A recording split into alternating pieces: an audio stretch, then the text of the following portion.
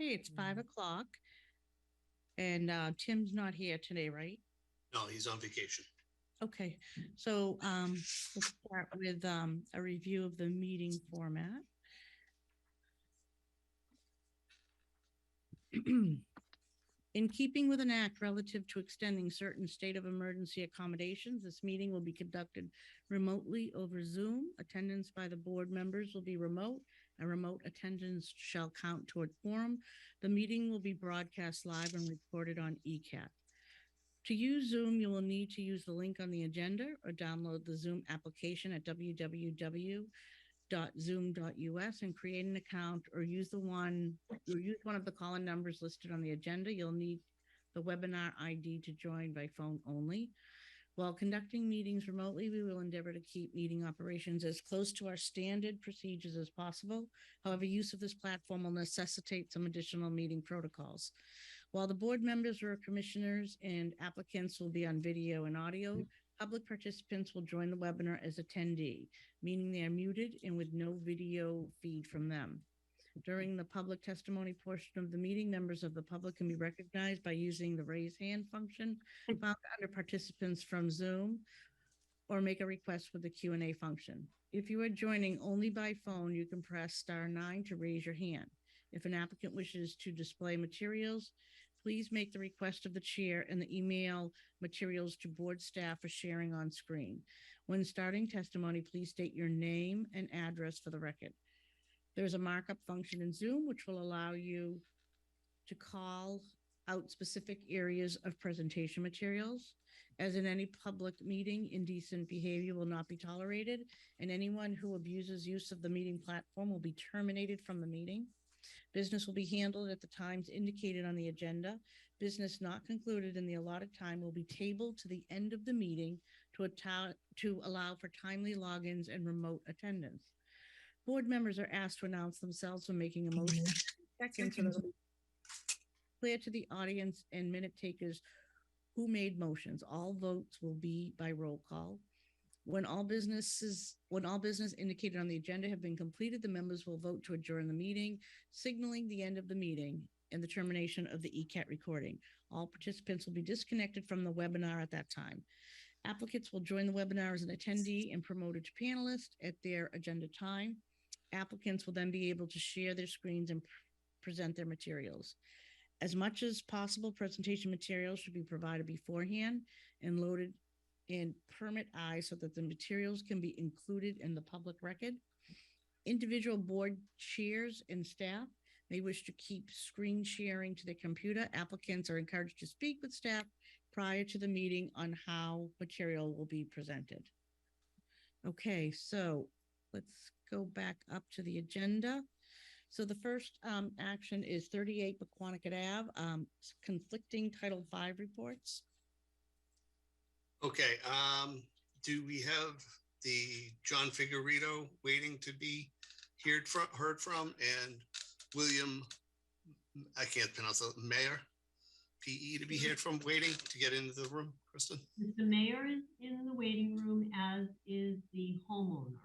Okay, so I'll give you a little backstory of what we have going on.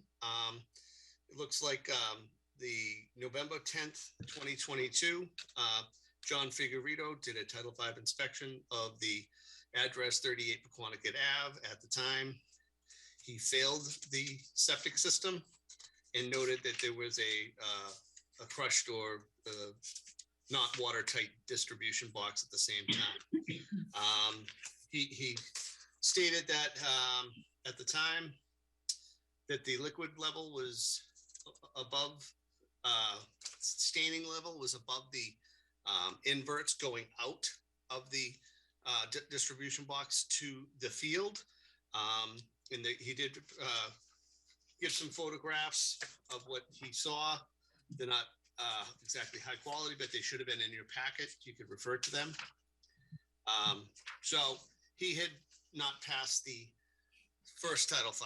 Then the homeowner who thought it was going to pass wanted to get a second opinion, which is, anyone's right.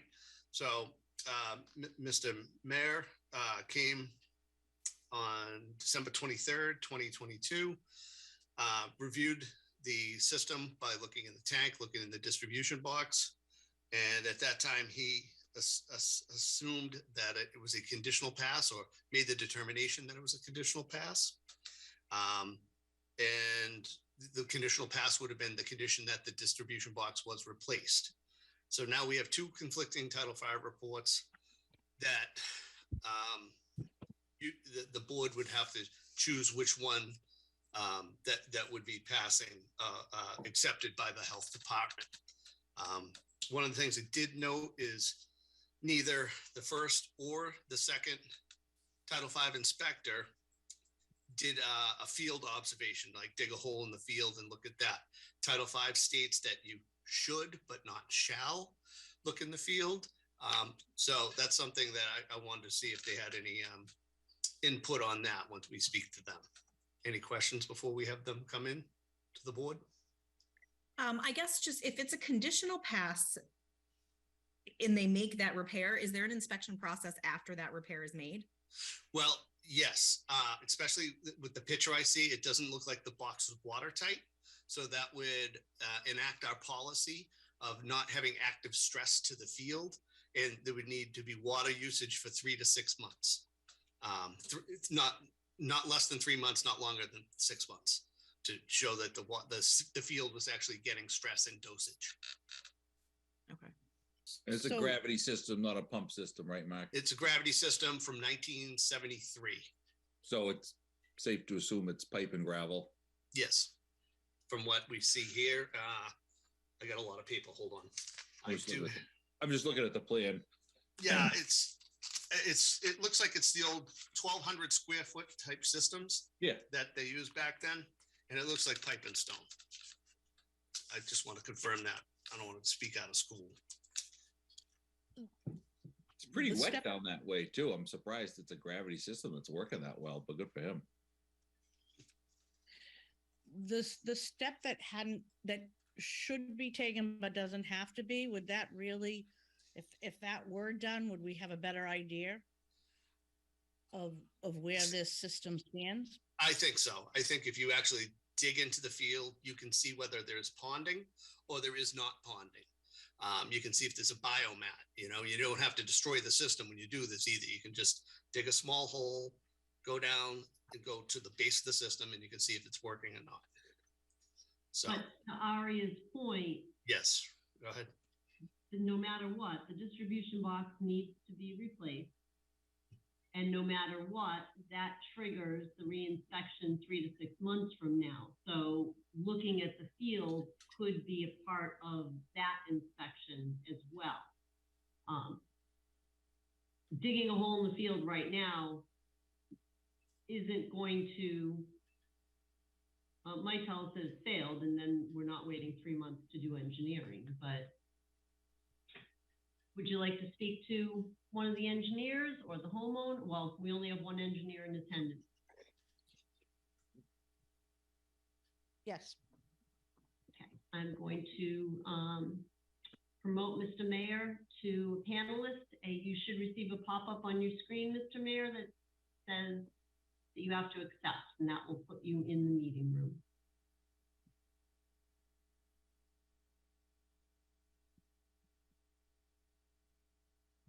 You are muted, Mr. Mayor. And there we go. Yes. Good afternoon, everybody. Is it possible to bring the homeowner on as well, too? It's up to the board, I guess. fine. Do you want him? Well, in the room? Yeah.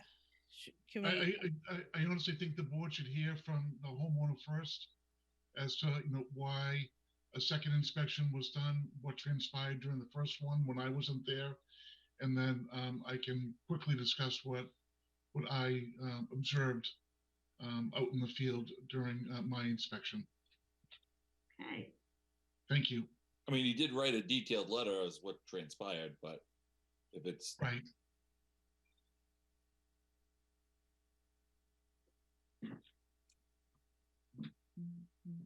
Hi, can you hear me? We can hear you, yes. We can't see you. Hold on, I'm gonna start the video. Sorry about that. That's Hey, okay. you see me now? Yep. So I mean, like my letter said, I just something just didn't sit right with me the way that it was done, because when the guy was there, he did his test, everything was great. He told me it was a conditional pass, and then all of a sudden I tried calling him a week or so later, and the person who I spoke to wasn't even the guy who did the actual test, and he said that oh, they decided it's a fail now, and they told me that it was a fail due to the age of the actual system, and not because of everything else. They said that that the actual cover was replaced before by somebody else, but that he told me while he was there that everything looked fine, everything was great, everything was okay, and then after all of a sudden, just hearing getting the feedback after for a week later that all of a sudden it was failed. I don't know. Just something just didn't sit right with me, and that's why I decided to go ahead and have somebody else take a look at it. Just because when he said that it needed a new distribution box, I was right there with him, and I agreed with that. And it's just for him to come back and say, "Oh, now it's failed." I just something just didn't sit right, and it wasn't right to me. And which is why, and once I saw in the actual report that he wrote that there was ponding in my yard, there's literally no ponding in my yard. There never has been ponding in my yard. So that, to me, just the legitimacy of his test just did not sit right with me. I just felt like I was being taken advantage of, because he saw and he knew. I told him that my house was under agreement and that was going to be sold, and when the lawyer of the person who was buying the house at the time saw that they saw that there was backup into my home, and that there was ponding in my yard, he basically went back to the person buying the house saying that there's a lot of issues with this system, which are not true. It was a completely false statement. There's never been ponding, there's never been backups in my home. So that, to me, again, was another reason why I went ahead and I hired Mr. Bill Meyer to take a look at it and give me his opinion on it. May I call you Nico? Yes. Nico, were you able to hear what we were discussing before you and Mr. Marr came on? Yes. That even after that distribution box is replaced, that there would still be an assessment in, was it 6 months? 3 to 6 months. 3 to 6 months. Okay. So would it be another test that Bill would have to come out for and take a look at it, or is that something that the town would have to come out and do? That I'm not sure, but it might involve that extra step from what I'm understanding. That's fine. Mark, can you help? Yes. Well, if whoever Title V was accepted, so obviously if you accepted the failed Title V, none of this process would happen. Yeah. But if you accept the conditional pass Title V tonight, then yes, it would have to be Mr. Mayor to come back out, because our policy says whoever does the first inspection shall do the second inspection unless approved by the board. So yes, it would have to come out 3 months of normal water use, not longer than 6. That's not a problem. Okay. So can the house still go on the market in that period? There's nothing in Title V that says any of this has to happen other than an inspection. There's no reason for sale. The banks won't let the sale go through. Okay. Title Okay. V It's does up not to the stop. mortgage companies, basically. Up to the banks. There is one other person in the waiting room. I'm going to ask if that is a representative from All Clear Septic. If you could raise your hand, because the name does not match up with any of the documents that I have. So it is. So there is a hand raised. Madam Chair, is it okay to admit this person? Yes.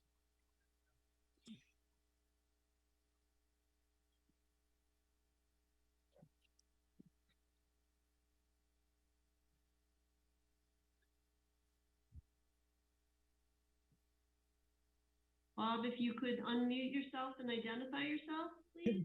Bob Silva with All Clear Septic and Wastewater. Yes, John Figurito was until recently an employee of mine. He's no longer with the company. So I did submit the pictures that he had taken during his inspection to the Board of Health for their review. Those were given in the packet to the board. Yes, okay. And this was the first inspection. Yes, the first inspection. Mhm. So Bob, let me ask you, everything that you're reporting is based on something from an employee that's no longer employed by your company, correct? That is correct. I did go back and review the actual notes from his inspection, and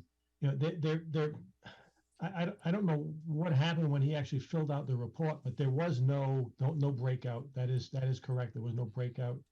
The only issue here is the level in the D box.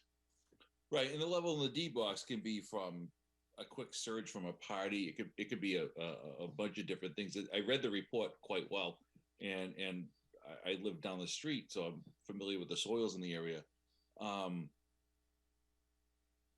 The staining on the D box could be not recent. It could be from like I said, a party, and the system was just getting dosed too much. Now, was your employee, is he an engineer or a sanitarian? What was he? No, just a Title V inspector. Okay.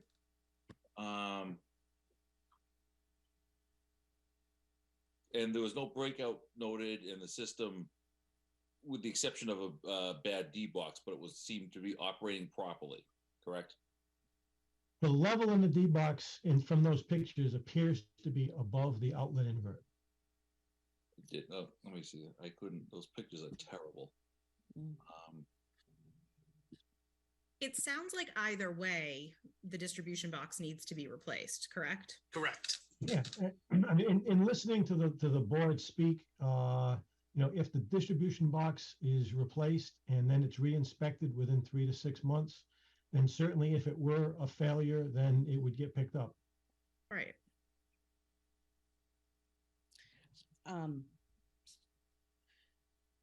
So and Nico, you're aware of that and thinking you're in agreement with that, and it's fine.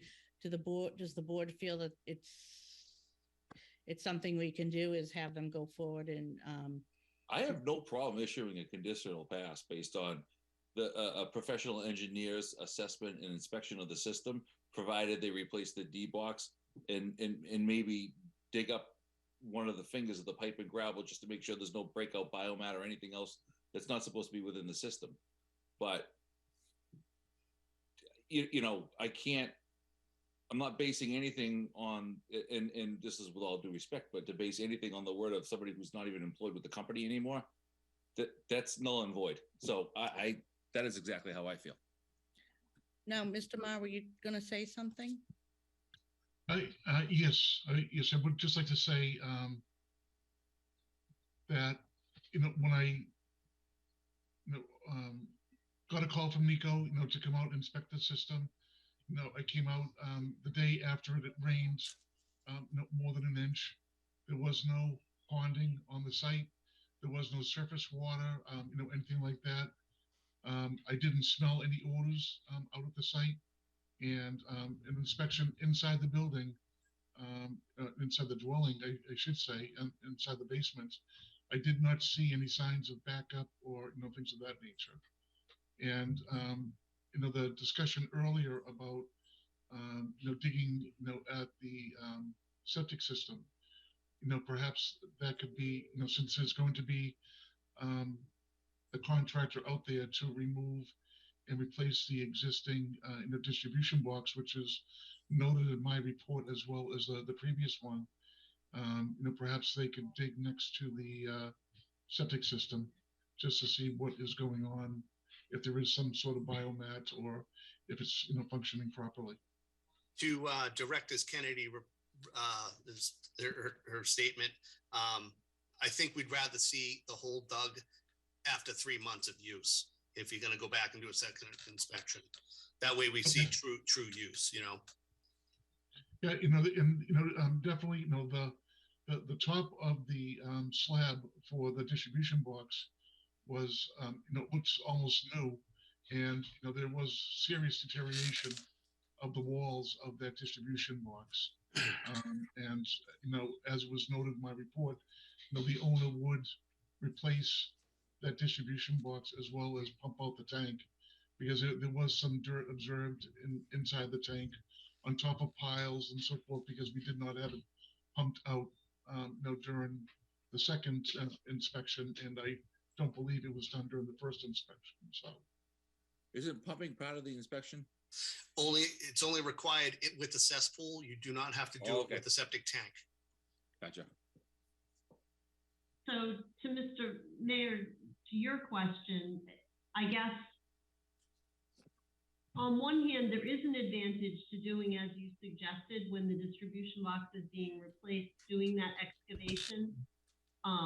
It would need to be witnessed by you, but it also, and the only advantage to that is the homeowner would know right now if it was definitely in failure. And that would expedite the next steps, which is replacing it. There's no harm in waiting to do that as part of the 3 to 6 months after the fact. If it did fail, you'd know about it sooner rather than later, and could start making plans to replace this. Right, but I also did, walk the entire rear of the property where the septic system is located. And I did, I've been doing this for almost since it was enacted in 1995 for septic inspections. I've been doing it since then. And I did not smell any odors on that property. I've seen systems, no breakout, but they're ponding and they're in failure too. So, I mean, it doesn't necessarily mean you'll actually have breakout if there's ponding in the field and the field is dead. So that's I would say, that's a decision for the homeowner to make as to whether or not you want to do it now, whether or not the 3 months means something in your process where you've already been delayed once, or whether you just want to wait till they're out there doing the 3 to 6 month reinspection with the D-box applying full pressure. Nico, quick question. I'm assuming you're getting ready to sell your house, or have you sold your house? So the actual person who was going to buy the house, they had an offer on the house. They wanted to be in before Christmas. And when this whole debacle happened, I think their lawyer misinterpreted everything that was not misinterpreted, read what was on the report. And I think he basically scared those people away from buying the house, because they were like, oh, this house has nothing but problems, has backups and this and that. And I believe I lost the sale on this. And do you live there presently? Yes. Okay. So you don't have like a P&S with a closing date and everything presently? Not at the moment, no. Okay, you're not under a huge No. time constraint. Not that we want to No. purposely stretch you out any longer than necessary, but okay. I just feel like if this was done, if I got the conditional pass and this got fixed right away and this was all ready to go, the house would have been sold and I wouldn't have had this issue. You know what I mean? So that really set me back. Well, I'm sorry that happened for you. Does the board want to make a motion? Do we have any more questions? We have one other person that's joined the waiting room. I don't know if it's in relation to another issue. JC, oh, no, JC left. So I think they might have been in the wrong meeting. So I'd like to make a motion to issue a conditional pass based on. Accept the report, Chris, that has the conditional pass is what you want to do. You want to accept the second Accept report. that, yeah, I'm sorry. I accept Mr. Mayor's report. Yeah, and the corrective action with the D-box and an inspection of at least one of the fingers, just digging it up just to see. At least that way, and you know what, Nico, you'll have peace of mind, and so will your engineer. Yeah. No, just and I agree with that. I mean, I think that's just something that, I wish was done in the first place, Yeah. yeah, but I fully support that. Thank you. Seconded. All those in favor? Zias, yes. Mills, yes. LeBlanc, yes. All right, thank you, Thank you. Good luck. everybody. Okay, thank you. Sorry that happened. Yeah, have a good night. Thank you. Take care. Thank you. Same to you.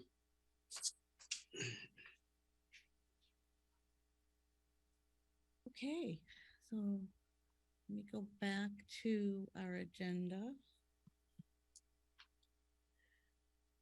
The well regulations, the draft of the well regulations. So I'm gonna screen share for a minute just to show you, and what we'll have to do is, I believe, if I can figure out how to screen share when I'm looking at, okay, right? My screen. Done. Why can I not get it? Just so you can see the level of detail that Mark did prepare. I think the problem is, once it was converted from a Word document into a PDF, I think we lost the coloring. Right. So, Mark, if you want to walk everybody through, you can see that, so the blue is addition. Is that Blues, correct? yep, their additions, reds will be retractions, things that are taken out. And you'll come down to near the end of the document, and there was one green thing, and that was just a thing of importance that you should realize. That currently in our well regulations for private wells for irrigation, they are to follow the town's water ban right there in the middle of the page, the green. That I just wanted to point that out to the board in case you didn't already know that. That's already part of the regulation. So they're supposed to follow the water ban that the water department has. We're all drinking out of the same pot. It's just everyone, private wells have their own straw, you know what I mean? For lack of a better term. So we'll get this out to you, with these colorations, and, I guess put this on the agenda for next month. Thank you. Works. That would have been great, Mark. Sorry that we didn't get yeah, that. I'm not one of track changes. I I thought this way it was very visual in the way I did it, and I figured it would work for you guys. And then it's just an easy way to do it. So it took Yeah. a little work, but that was fine. All right. Thank you. So then we have any COVID-19 update?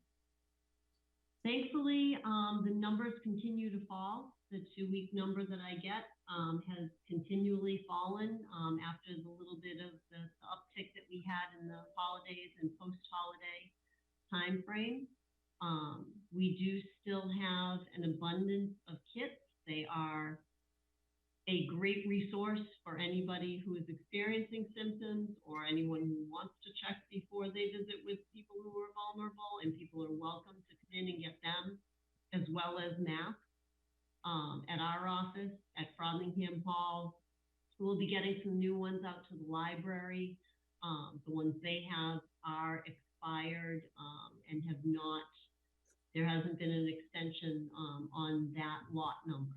So we will get that out to them. And like I said, anybody who needs them can either contact us at boardofhealth@easton.ma.us, no spaces, all one word. And we can help get them to people, or they can feel free to stop in anytime Town Hall or Frothingham Hall are open and grab whatever they need. Thank you, Kristen. And then lastly, or not lastly, but the next is the meeting format, remotely, in person, or hybrid. We've been tabling this every month. Do we have any strong feelings this month? I'm wondering if, since the public health emergency is coming to an end finally in May, if meeting format will be forced to change anyways. Do we know? We don't know, and we probably likely will not know right up until very close to the date. There is speculation that it will not go back to only in person. it likely will allow for, at the very least, the hybrid, which is, some people in person and some people not in person. And that might involve some newer technology being purchased by the town if that does happen. But yeah, everybody's kind of in the wait and see holding pattern for what is going to be the final we think the final determination. I'm personally comfortable with that waiting pattern. Okay. I am as well. I feel where we are a paid elected board, we should be following suit with other paid elected boards. That doesn't mean I want to go back to in person, but I do feel there should be some continuity within the different boards within the town. If the select board is meeting in person, I don't see any reason why we shouldn't be. Just from a optics standpoint. The select board, though, is the only board that meets in person. Council on Aging is meeting in person. The Council on Aging? Yeah. I'm not sure about others that I don't. What other paid elected boards are there? Well, I'm sorry, the Council on Aging isn't paid or elected. They're appointed and they've chosen to meet in person. Isn't it just the assessors? Yeah. Yeah, I think there's only 3 boards: Board of Health, assessors, and Board of Selectmen. What are the assessors doing? I don't know. I'm actually looking right now to see if I can find a posting.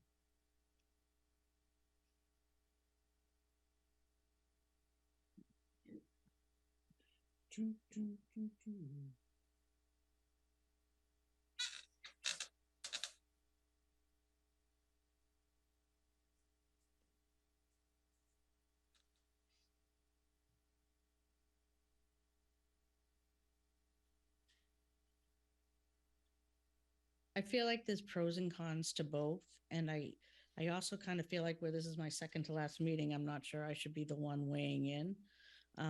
Well, I'm happy to, but I think arguments can be made both ways. The only thing I think of is, okay, what if someone says, why is the select board meeting in person and you're not? What would be the excuse? We're under a federal state of emergency and we're choosing to do it remotely. And why doesn't the select board? Because they chose to do it in person. Right. And I've just been asked that. So that's the only reason why. But is that not a sufficient answer? No, I don't think it's a good answer at all. It's just because I want to doesn't work. No, there's pros and again, and cons. That's how boards operate. I mean, that's how boards work. We make decisions together. Our decisions don't have to be impacted by the select board. And I'm not saying this is what I want. I'm just saying from a look standpoint, and quite honestly, I'm a little disappointed in the Commonwealth that they wouldn't just put out something that says you're going to do this or you're going to do that. But I find it utterly ridiculous that if you're a paid elected board, everybody's not doing the same thing. I don't know where the responsibility liability lands on that. It seems like we're doing well on Zoom. It's just to share optics. That's all. I mean, especially with my schedule, it's easier to do this, but we were in person before. We all made a commitment to run and get elected and do it. I just feel bad for the people that want to come in that aren't. I mean, everyone's pretty internet savvy now, so it's kind of a moot point. But I'm not going to tell somebody because that's what I just would rather see like a concrete reason why. That's all. I hear what you're saying, but I think there are pros and cons to both. So along with saying it's what the board decided, you could cite some of the pros. I think each way there's a trade-off. That's my feeling anyways. So what do we want to do? Table it till if you guys want to wait until somebody said there's gonna be a ruling coming out from the state or what have you. Do we want to table it to April or May? And wait for what they decide? I personally would prefer May because that's when it ends, and I don't even think it's the 1st of May. Kristen, you might have a better answer to that than I do. I don't think it's the 1st though. No, I actually, I don't have the date. I did just finally find that the Board of Assessors, the last time I'm finding a meeting, and just quickly going through the town website, was back in December, and that was, they were meeting remotely. The school committee also, I'm not sure if they're paid. I believe they're elected. They are can paid. meet remotely. Yeah. Oh, yeah.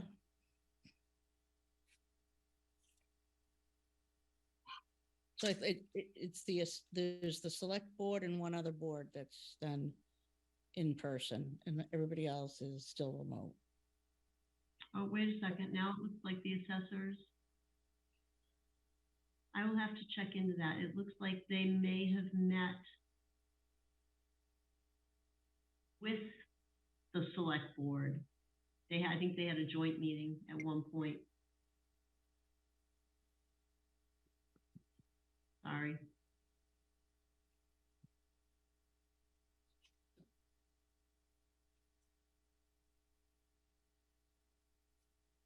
I mean, I can keep going. We can do a little more digging and find out if you want for the next meeting, or if you want to. Table it to next month. I mean, it's not like it's gonna change anything one way or another. Okay, if everyone agrees, let's table it till next month. All right. And we'll try to put together a little more detail as to the different types of boards and committees and when and where they're meeting. Okay. And how. Thank you. Mm-hmm. And thanks for everybody's input on that.